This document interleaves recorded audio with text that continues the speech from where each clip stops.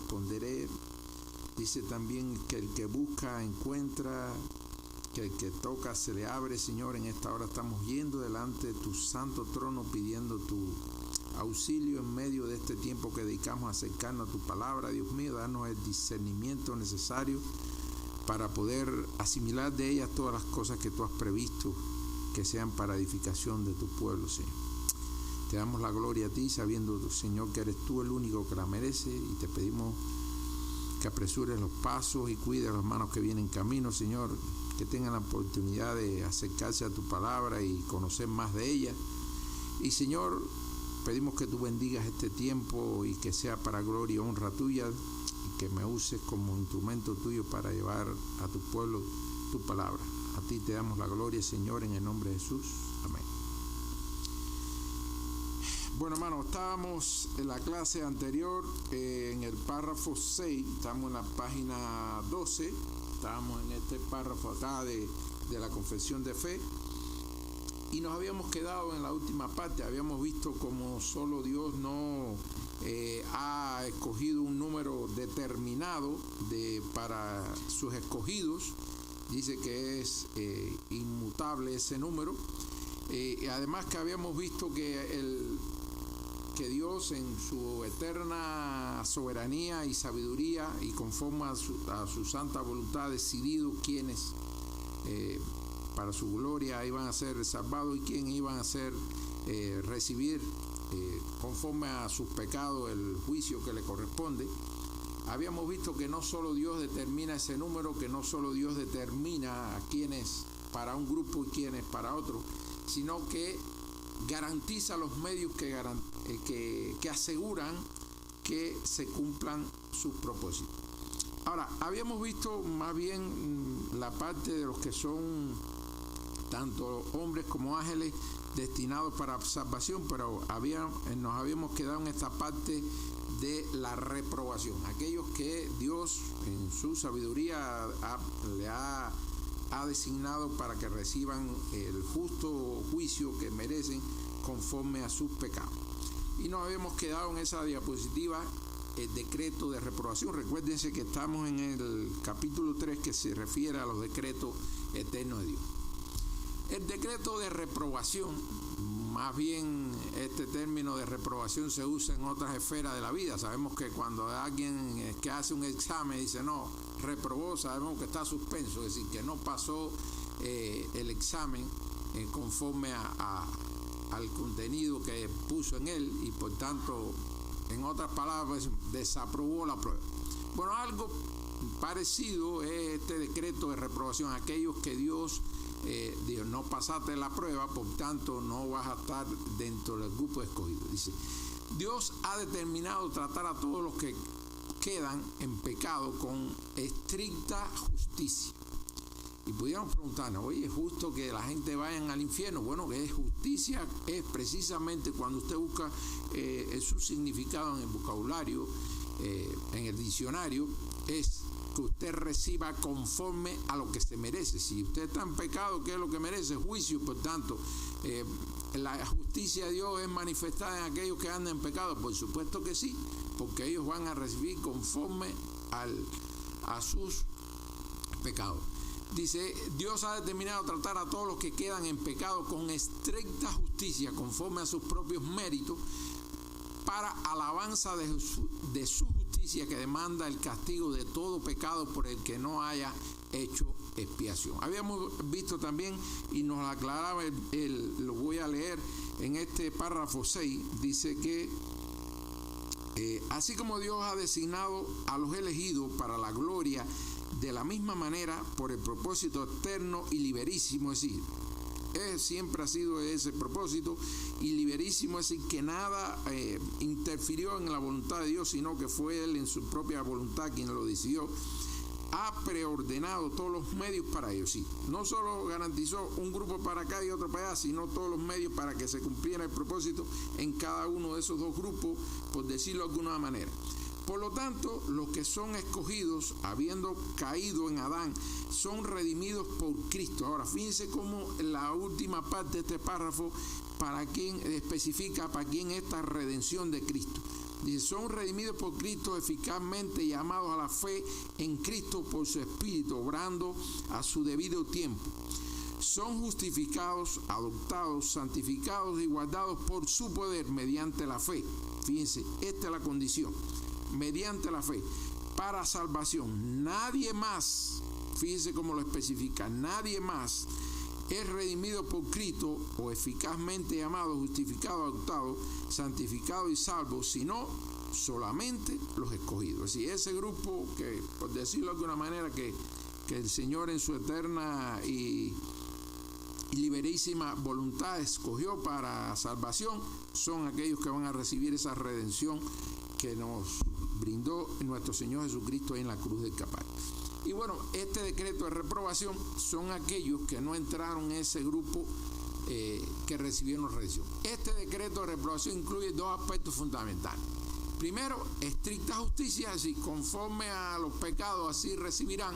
Y lo otro que es conforme a una soberana elección de Dios. Es decir, nadie le dijo a Dios, oye, pon a este para allá y aquello para el otro. No, sencillamente el Señor en su soberana voluntad decidió quiénes iban a ser elegidos para salvación y quiénes para recibir la estricta justicia conforme a sus pecados.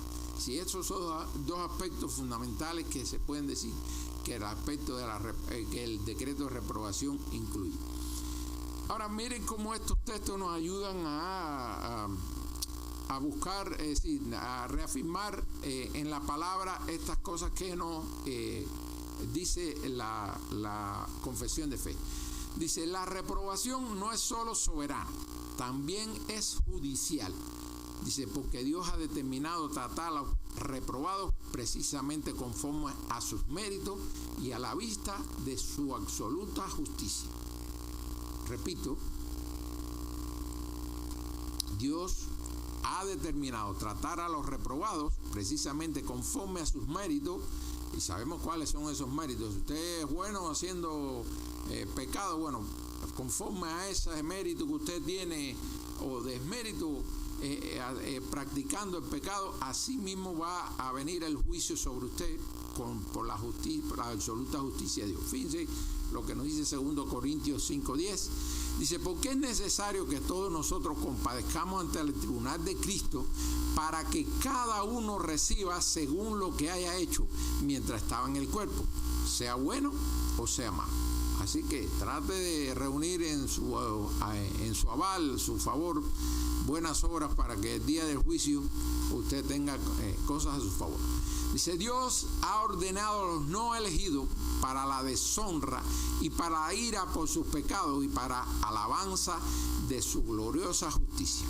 Mire lo que nos dice Gálatas 6, del 7 al 8. Dice, no os engañéis, Dios no puede ser burlado, pues todo lo que el hombre sembrare, eso también segará, porque el que siembra para la carne, de la carne segará corrupción, mas el que siembra para el espíritu, del espíritu recibirá. La dádiva soberana de Dios. Miren, lo que recibimos de Dios es por su pura y absoluta misericordia y por su pura gracia, no por ningún mérito, así como lo habíamos visto en las clases pasadas. Y esa dádiva soberana, algunos para condenación y otros para justificación, o algunos para salvación y otros para condenación, es una dádiva soberana. Nadie puede, como dice la misma confesión de fe, es un número determinado, inalterable, absoluto, de que el Señor decretó y que no se ha sumado ni se le ha restado ninguna a la cifra inicial. Dice, todos los hombres de un modo semejante son por naturaleza hijos de ira. ¿Por qué? Porque heredamos el pecado de Adán y están sujetos justamente a la pena de la ley antes que Dios diera a Cristo para ser un salvador.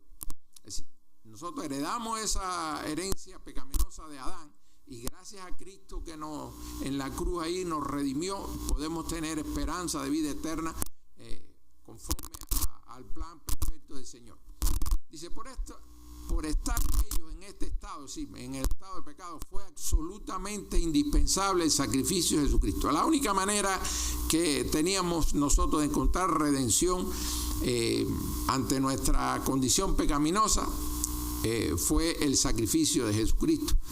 Dice, por esta razón es que para que algunos se salven, la justicia exige que reconozcan su salvación no como un derecho, si nadie tiene derecho natural a la salvación, sino como una dádiva soberana de Dios. Nadie tiene ese derecho natural a la salvación. La salvación en su esencia es de gracia. Ustedes saben lo que quiere decir gracia, favor inmerecido. Y por su gracia la elección de su sujeto debe ser un derecho inalienable de la discreción divina. Fíjense, discreción divina. Ustedes saben que la discreción divina es cuando dice un juez actuó conforme a discreción, es que él en su conocimiento, en su voluntad decide tomar una decisión. Bueno, la decisión o la discreción divina fue la que decidió a quién otorgar la condición de elegidos o aprobados y a quién reprobar. Dice en Lamentaciones 3, capítulo 3, 22 y 23, versículo 22 y 23, dice: por la misericordia de Jehová no hemos sido consumidos, porque nunca decayeron sus misericordias. Nuevas son cada mañana, grande es su fidelidad. Gracias por esa gran misericordia, no hemos sido consumidos, porque todos los días le fallamos. Y sin embargo, recibimos así en nuestra condición pecaminosa la bendición del Señor. Dice, de manera que de quien quiere tiene misericordia. Hemos visto este texto de Romanos 9, 18 en varias partes de este capítulo 3, porque en esencia vemos manifestada este verso en los decretos del Señor. Dice, de manera de que en quien quiere tiene misericordia, y al que quiere endurecer, endurece. Escogió una parte para acá y otra para acá, conforme a su inmensa misericordia, pero conforme a su voluntad. Ese es el capítulo 6. Vamos al 7. Ahora, ayúdame ahí. Sí, eso es lo que nos había faltado del capítulo 6. Ahora vamos a estar viendo este párrafo 7 del tercer capítulo, es el último párrafo, y vamos a darle lectura y vamos a ver lo interesante que está este séptimo párrafo. Dice, la doctrina del profundo misterio de la predestinación debe tratarse con especial prudencia y cuidado. Fíjense, la doctrina del profundo misterio. ¿Qué nos está diciendo acá? Que, bueno, hay cosas que podemos conocer de estos decretos del Señor sobre a quién escogió para vida y a quién para condenación. Es un misterio, aunque podemos tener determinada información que nos ofrece la misma palabra. Al respecto, hay aspectos que nos quedan todavía en un término indescifrable a nuestra limitada mente humana. Pero fíjense cómo dice, la doctrina del profundo misterio de la predestinación debe tratarse con especial prudencia y cuidado, para que los hombres, al ocuparse de la voluntad de Dios revelada en su palabra y obedecerla, puedan, por la certidumbre de su llamamiento eficaz, estar seguros de su elección eterna. De este modo, esta doctrina proporcionará motivos de alabanza, reverencia y admiración a Dios, y de humildad, diligencia y abundante consuelo a todos los que sinceramente obedecen el Evangelio. Hermano, usted se pudiera preguntar, porque cualquiera en nuestra familia puede tener un familiar cercano que no conoce a Dios y que usted sabe el precio que va a tener al final de su vida, y pudiéramos decir, ¿por qué yo sí y mi papá o mi mamá no, o mi hermano o mi hijo o mi tía? Es decir, pudieran alrededor de ese hecho que pudiéramos vivir cualquiera en nuestra familia surgir determinadas dudas, determinados cuestionamientos, que por qué a mí sí y al otro familiar no, o a veces incluso hasta dentro de la misma pareja vemos que un miembro de la pareja es cristiano y el otro no. Pero y fíjense cómo este párrafo nos anima a tratar este tema con un profundo cuidado y prudencia, porque pudiera ser manejado de manera incorrecta, y vamos a tratar de adentrarnos en el contenido un poquito de a lo que nos está revelando este párrafo 7 de la confesión. Dice: los principios de la doctrina de la predestinación. Ya lo habíamos visto con este texto. El que quiere tiene misericordia, el que quiere endurecer, endurece. Voluntad absoluta del Señor de escoger a unos y a otros no. Dios reclama tal derecho para sí como una prerrogativa justa. Él nos hizo. Y por tanto, cualquier autor tiene derecho sobre su obra, así como un escritor, un escultor tiene la prerrogativa de darle a su obra la forma que él quiere. Asimismo, fuimos arcilla en sus manos, o somos arcilla en sus manos. Él nos da conforme a su santa y bendita voluntad la manera que él quiera darnos. Y a unos escogió para salvación y a otros no. Dice: Dios reclama tal derecho para sí como una prerrogativa justa, conforme a su consejo y beneplácito secreto de su voluntad. ¿Quién sabe cuál fue el consejo que el Señor siguió para ellos? Nadie. La palabra nos revela determinada información que nos sirve para acercarnos a ese tema, pero siempre quedan aspectos que digo, bueno, la voluntad del Señor ahí se reveló y no tengo claridad cuáles fueron las cosas que tuvo en cuenta. Dice: esta doctrina expresa con mucho cuidado esta distinción y expresa que Dios ha ordenado un inalterable número para la vida y a otro, a los no elegidos, para la deshonra y para la ira por sus pecados y para la alabanza de su gloriosa justicia. Miren cómo este texto de Romanos aborda este tema con mucha claridad, revelando la absoluta soberanía del Señor. Dice: me dirás pues, ¿por qué pues se enoja? Porque ¿quién resistirá a su voluntad? Mas antes, oh hombre, ¿quién eres tú para que altergues con Dios? Dirá el vaso de barro al que le labró: ¿por qué me has hecho tal? ¿O no tiene potestad el alfarero para hacer de la misma masa un vaso para honra y otro para vergüenza? ¿Y qué si Dios, queriendo mostrar su ira y hacer notoria su potencia, soportó con mucha mansedumbre los vasos de ira preparados para la muerte, y para hacer notoria las riquezas de su gloria para con los vasos de misericordia que él ha preparado para la gloria? Es decir, gloria del Señor manifestada en cualquiera de las cosas que vemos en sus decretos. Dice: porque el misterio, y es lo que nos está alertando, dice: la doctrina del profundo misterio de la predestinación debe tratarse con especial prudencia y cuidado. Vamos a adentrarnos un poquitico de los aspectos que tiene esta doctrina y que deben ser observados cuidadosamente para evitar malas interpretaciones. Dice: porque el misterio de la doctrina debe tratarse con suma prudencia y cuidado. Primero, es un aspecto del plan eterno de Dios y un misterio divino que supera nuestra comprensión. Así, nuestra limitada mente humana no alcanza para llegar a la profundidad de este misterio que el Señor ha puesto de manifiesto en este decreto. Dice: puede ser malinterpretada y general malentendido. De hecho, hermano, cuando estaba preparando, se dice que a lo largo de la historia ha habido teólogos con diferentes posiciones al respecto y ha sido motivo de división, lo cual no debe ser. Más adelante lo vamos a ver, pero es decir, las malas interpretaciones que puede generar la interpretación de esta doctrina puede generar que incluso personas que comparten la fe tengan posiciones opuestas e incluso se vean como enemigos.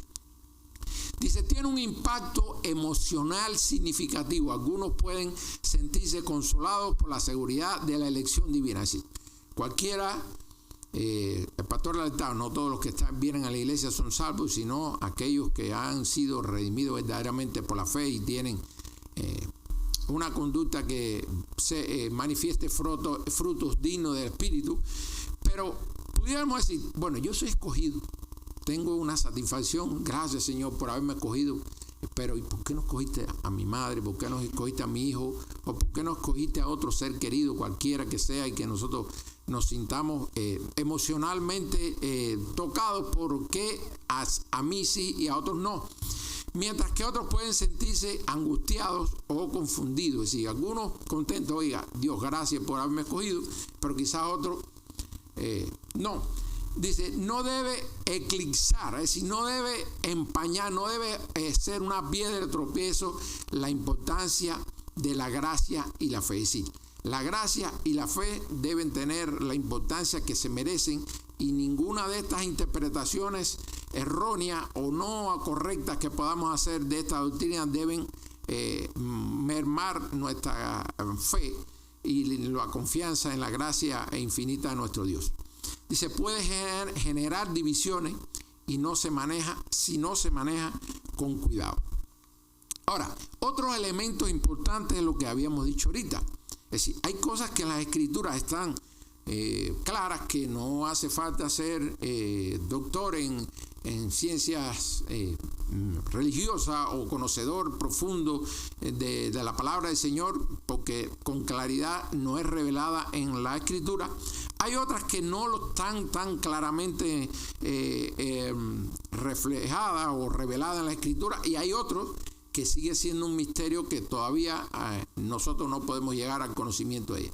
Dice, en las Escrituras podemos encontrar respuestas claras a algunos de estos temas, y otros permanecen en secreto, resultando incomprensibles para nuestra limitada mente humana.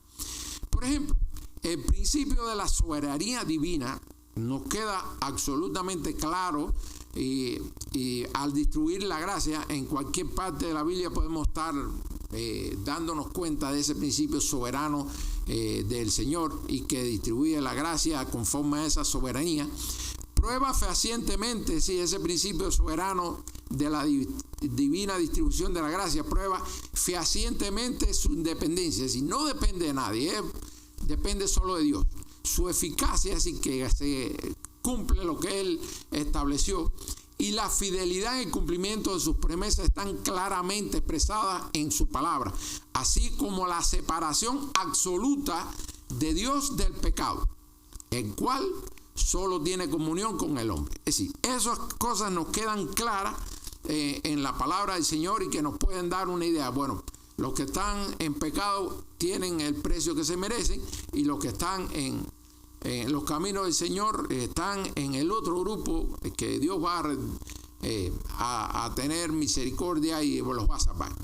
Sin embargo, la filosofía de la relación del propósito soberano con el libre albedrío de estas criaturas y la permisión del mal moral ni se revela en la Escritura, ni puede descubrirse por la razón humana, y no debemos tratarla precipitadamente. Si hay cosas que tienen que ver con ese tema que nos quedan en un término impreciso, que no podemos dar una conclusión absoluta sobre ese tema. Es decir, en otras palabras, mientras que el principio de la elección soberana que manifiesta la gracia se enseña con toda la claridad en la Escritura, la elección o la no elección de personas determinadas no se revela en ella. Por tanto, es un tema que siempre va a haber determinadas cosas que no vamos a poder conocer ni estudiando la palabra. Por tanto, la confesión nos dice, debe tratarse con especial cuidado y prudencia. Porque, hermano, quizá usted pueda tener conocimiento de la palabra, pueda dominar muchísimas cosas de las doctrinas que están en la Biblia, pero quizás otros no. Por tanto, si usted va a referirse a cualquier término que tenga que ver con este tema, debe hacerlo con especial cuidado para aquellos que están inmaduros en conocimiento de la palabra, o como dice Pablo, que todavía hay que darle leche y no se le puede dar vianda, es decir, alimento sólido por su inmadurez espiritual. Por tanto, debe ser especialmente cuidadoso cuando hable de estos temas. Y si usted no conoce lo suficiente para abordar este tema, mejor que cuando vaya a hacerlo con alguien que esté menos ducho en el conocimiento de la palabra que usted, tenga especial cuidado, busque primero información para que no tergiverse cualquier cosa que tenga que ver con este tema. Miren estos dos temas para llegar al siguiente. Miren, dice, examinemos estos dos textos. Miren la esencia que nos está revelando estos dos textos. Uno en Jeremías y otro en Salmo. Lo hemos estado viendo en los temas que hemos visto con anterioridad, pero bueno. Dice, antes que te formase en el vientre te conocí, y antes que naciese te santifiqué, te di por profeta a las naciones. ¿Qué estamos viendo ahí? Antes que te formaste. Aun cuando estaba en el vientre de tu madre, te conocí. Antes que te formase en el vientre. Exacto, sí. Exacto. Así mismo, pastor. Gracias por la rectificación, porque es precisamente ese. Antes que te formase en el vientre, ya te conocí. Mira lo que dice el Salmo 139, del 13 al 16. Porque tú formaste mis entrañas, tú me tejiste en el vientre de mi madre. Te alabaré porque fui hecho de manera asombrosa. Maravillosas son tus obras. Esto lo sabe muy bien mi alma. No estaba oculta a tus ojos cuando en lo secreto era formado y tejido en las profundidades de la tierra. Tus ojos vieron mi forma aún informe. Es decir, cuando todavía no estaba formado, ya el Señor lo había visto. Y en tu libro estaban escritas todas las cosas que se habían de formar. Miren cómo hay con un conocimiento previo del Señor antes que nosotros existamos, como el Señor ya conoce de nosotros. Es decir, ya Él tiene la información que necesita de cada uno de nosotros. Ahora, pudiéramos hacernos esta pregunta: ¿cuál es el orden de los decretos en la predestinación? Es decir, ya sabemos que es una cosa que Dios tiene predestinado antes de que nosotros nazcamos. A ver, hay una de estas que es correcta y las otras no. Dice, Dios predestina a las personas porque sabe de antemano que serán obedientes y fieles. Dios primero elige y luego envía su gracia. O Dios, conociendo previamente el corazón y sus futuras obras, primero examina las obras de las personas y luego las escoge para ser salvos. A ver, alguno que se atreva a decir cuál es la correcta ahí. Se parecen, pero ¿cómo es, Leo? Ajá. ¿Alguien cree que es otra? Bueno, 100 puntos tiene Leo. Dice, Dios primero elige y luego envía su gracia. Es decir, después que Él nos elige, todo lo que experimentamos en nuestra vida es por su gracia, no porque nosotros en naturaleza lo tuviéramos en el ADN nuestro, sino que el Señor lo puso ahí. Dice, primero nos eligió y después envía su gracia para que haga la obra. Y esta depende solo de Él, no depende de ninguna condición humana. En el hombre, el deber y la gracia son primero, y la inferencia de elección personal es la consecuencia de la gracia. Dios manda arrepentirse y creer, dirigiéndose a todos los hombres indeterminadamente. Ese es el llamamiento general que Dios hace, y la obligación es para todos ellos. Ahora, la gracia es el favor inmerecido y el deber del creyente es recibirla y hacer uso de ella. Así, no es que me dieron algo que no me merezco, pero lo voy a tirar a la basura. Dice, después de esto, es decir, después que usted recibe ese regalo preciado del Señor, el deber de los creyentes, consecuente con su llamamiento eterno, es añadir a la fe virtud, a la virtud conocimiento. Además debe procurar dar frutos dignos de arrepentimiento, mostrando con sus acciones el cambio eterno que Dios ha obrado en ellos. Esto incluye vivir de manera justa, piadosa y conforme al propósito divino, siendo un testimonio vivo de su gracia transformadora, porque haciendo estas cosas nunca caerá. Mira lo que nos dice Pedro, el capítulo 1, versículos 5 a 10. Vosotros también, poniendo toda diligencia por esto mismo, añadid a vuestra fe virtud, a la virtud conocimiento, al conocimiento dominio propio, al dominio propio paciencia, a la paciencia piedad, a la piedad efecto fraternal, y al efecto fraternal amor. Fíjense cuántas cosas hay que agregarle a la fe. Porque si estas cosas están en vosotros y abundan, no os dejarán estar ociosos ni sin fruto en cuanto al conocimiento de nuestro Señor Jesucristo. Pero el que no tiene estas cosas tiene la vista muy corta, es un miope espiritual, es ciego habiendo olvidado la purificación de sus antiguos pecados, por lo cual, hermanos, tanto más procurar hacer firme vuestra vocación y elección, porque haciendo estas cosas no caerán jamás. Si usted no quiere caer jamás, bueno, siga los consejos que nos da este tipo. Bueno, había anunciado que en la clase pasada íbamos a abordar este tema de estas tres posiciones en el orden lógico de los decretos divinos en la relación con la elección, la caída y la redención.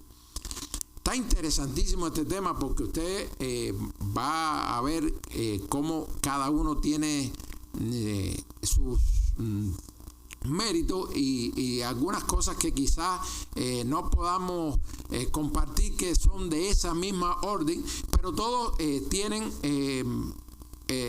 cosas valiosísimas y vamos a entrar en ellas.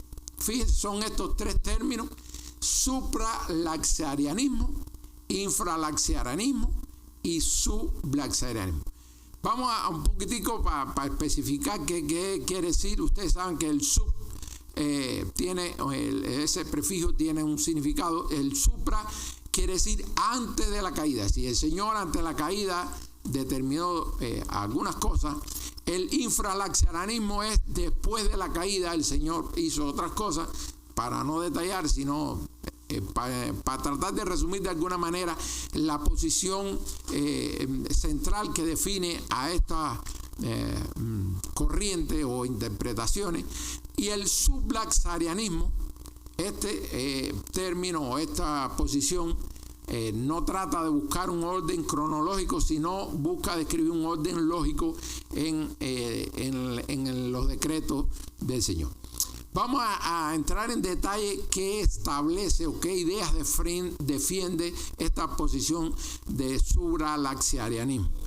Dice que el sublaxarianismo coloca la elección y la reprobación, es decir, quiénes para condenación y quiénes para salvación, antes de cualquier consideración de la creación o la caída. Es decir, antes de crear el Señor a la humanidad, Él ya había escogido, según esta visión de esta posición, es decir, Dios decidió primero quiénes serían salvos y quiénes no, y luego decretó la creación, la caída y la redención. Sí, pastor. Sí,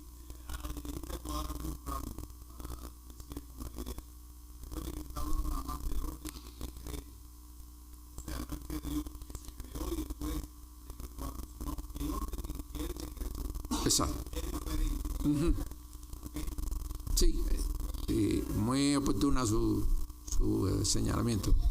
Dice, a diferencia del infralaxarianismo, que va a ser el segundo tema, que es la segunda posición que vamos a ver, que es después, como habíamos visto. Aquí Dios decretó la elección y la reprobación antes de decretar la creación, y aquí un poco hemos reafirmado lo que nos decía el pastor. No es que primero hizo una cosa, sino nos estamos refiriendo a los decretos. ¿Qué decretó primero y qué decretó después? Dice, a diferencia del infralaxarianismo, es decir, esta posición de supralaxarianismo, en otras, antes de decretar la creación y la caída, en otras palabras, Dios decidió quién sería salvo y quién sería condenado antes de que el mundo existiera. Ahora, un poquitico por dentro, ¿cuál es el orden que establece esta posición? Bueno, ellos consideran que elegir a algunos para salvación y elección, para pasar por otros la reprobación, según su apreciación, esto fue el primer decreto del Señor, decreta la creación del mundo, permite la caída de la humanidad y provee la redención por los elegidos mediante Cristo. Fíjense que cualquiera de esta interpretación no es descabellada, pudiera ser un orden, todos dependiendo únicamente del Señor, solamente que Él decidió hacerlo en un orden u otro.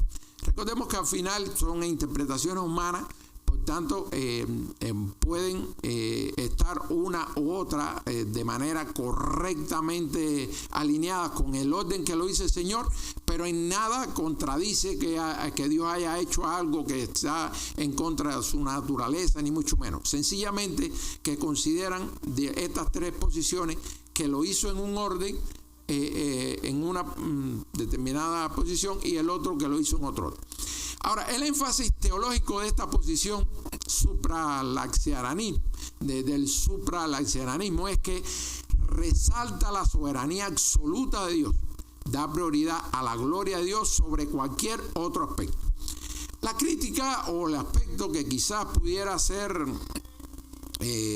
ensombrecer de alguna manera esta posición es que se percibe como demasiado rígida, pues parece implicar que Dios decretó la caída únicamente para llevar a cabo su elección y reprobación. Vamos entonces a ver la posición infralaxianismo. La infralaxianismo ubica la elección y la reprobación después de considerar la caída. Es decir, en esta perspectiva Dios decreta permitir la caída primero y luego elige a algunos para salvación. Esta posición sostiene que Dios decretó la caída del hombre como consecuencia de su decreto de elección. Es decir, Dios primero eligió a los que serían salvos y luego permitió la caída para mostrar su gloria en la redención de los elegidos. Como nos damos cuenta, son diferentes órdenes, pero que ninguno contradice la naturaleza del Señor. ¿Cuál es el orden de los decretos según esta posición? Primero, ¿qué hizo Dios? Decretó la creación del mundo, permitir la caída de la humanidad, elegir a algunos para salvación o elección y pasar por alto otros para que son los reprobados o la reprobación, y proveer la redención para los elegidos mediante Cristo. El énfasis teológico que hace esta posición resalta la justicia de Dios al permitir la caída, presenta a Dios como respondiendo a la situación creada por la caída sin ser el autor del pecado. Ahora, la crítica, lo que pudiéramos ver como algo que no está de manera absolutamente en consecuencia con el orden del Señor, es que algunos afirman que reduce el énfasis en la soberanía absoluta de Dios en comparación con el supralaxianismo, que le da el protagonismo a la soberanía del Señor.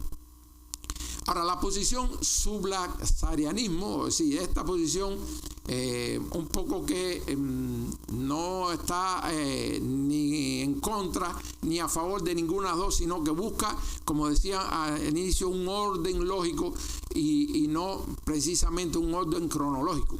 Dice el sublaxarianismo, una variante cercana al infralaxianismo, se enfoca más en el amor y la provisión redentora de Dios. Esta posición ordena el decreto de forma que la provisión de Cristo preceda a la elección. Esta posición se ubica entre las dos anteriores y busca aprovechar las posiciones positivas que vio de las demás posiciones. Dice, los sublaxianismos afirman que Dios decretó la elección después de la caída, pero antes de la redención. Es decir, Dios vio la necesidad de la redención a causa de la caída y luego eligió a aquellos que serían salvos a través de Cristo. El orden, como ellos ven en los decretos, el orden de los decretos, decretar la creación del mundo, permitir la caída de la humanidad, proveer la redención para todos de manera suficiente, sí, no para los americanos, no para los africanos, es decir, de manera absoluta, universal, esa providencia del Señor, y elegir a algunos para salvación, que son los elegidos, y a otros para reproche. El énfasis teológico que hace esta posición da mayor importancia al carácter amoroso y redentor de Dios. Presenta a Cristo como el centro del plan redentor desde el inicio. Muchos comparten más esta posición por el énfasis que hace en el protagonismo del Señor Jesucristo.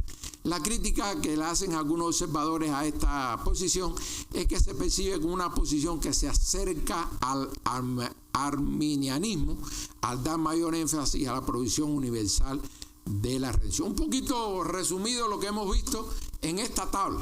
Es decir, esta tabla lo que contiene lo que hemos visto. Lo que pasa que como está todo junto podemos ver un poquito más al detalle el orden en que conciben los decretos. Dice, fíjense que las tres columnas son las tres posiciones: el supra, el infra y el sublazarianismo. La prioridad lógica que le da el sublazarianismo es la elección antes de la creación y la caída. Sin embargo, el infralacionalismo es la caída antes de la elección, y el sublazarianismo la concibe que la redención antes de la elección. ¿Cuál es el orden de los decretos? Según el sublazarianismo, primero el Señor eligió algunos para salvación y a otros para reprobación o para condenación. Creó el mundo, la caída y la redención. Es decir, en ese orden el Señor decretó, en ese orden hizo esos decretos según esa posición.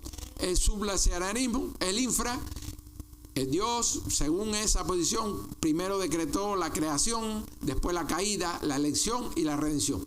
Mientras que el sublazarianismo perciben que Dios primero decretó la creación, después la caída, la redención y la elección. Fíjense como cualquiera de esas posiciones nunca entra en contradicción con el carácter absoluto de la naturaleza de Dios. Sí, pastor. Ya se nos acabó el tiempo.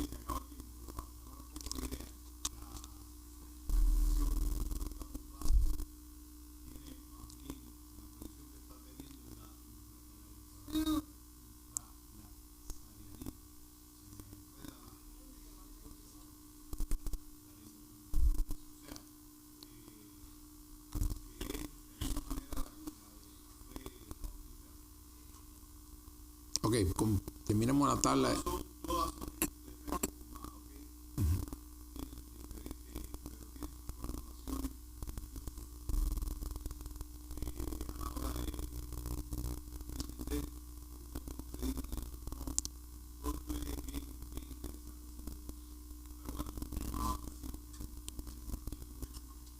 Terminamos la tabla y ya dejamos los próximos contenidos para la próxima clase. El énfasis principal que hace el sublazarianismo es la soberanía de Dios. El infrasarianismo es la justicia de Dios, y en caso del sublazarianismo es el amor y redención de Dios. La percepción de Dios en la primera posición es más trascendente y soberano. En la infra hace un equilibrio entre la justicia y la gracia, y en el sublazarianismo más amoroso y centrado en Cristo. Para la próxima clase le dejo de tarea.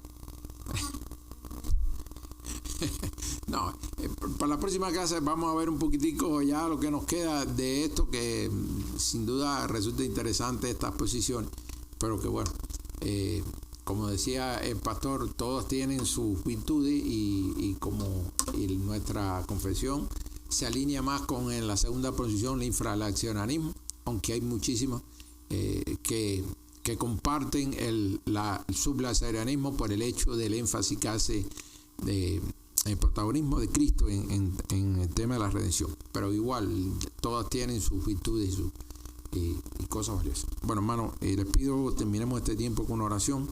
Señor, gracias por este tiempo. Queremos, Señor, en todo lo que hacemos, darte a ti la gloria, Señor, acercarnos con reverencia y temor reverente a tu palabra. Dios, ayúdanos, Señor, a hacerlo de manera que a ti te agrade, Señor. Queremos edificarnos a partir de tu palabra, pero hacerlo de la manera correcta. Te pedimos siempre tu auxilio y tu ayuda, sabiendo nuestra limitada mente humana, para poder entender todas las cosas que están reveladas en tu palabra. A ti te damos la gloria, te pedimos que tú bendigas el resto de este servicio y que tú seas glorificado en él. En nombre de Jesús te lo pedimos. Amén.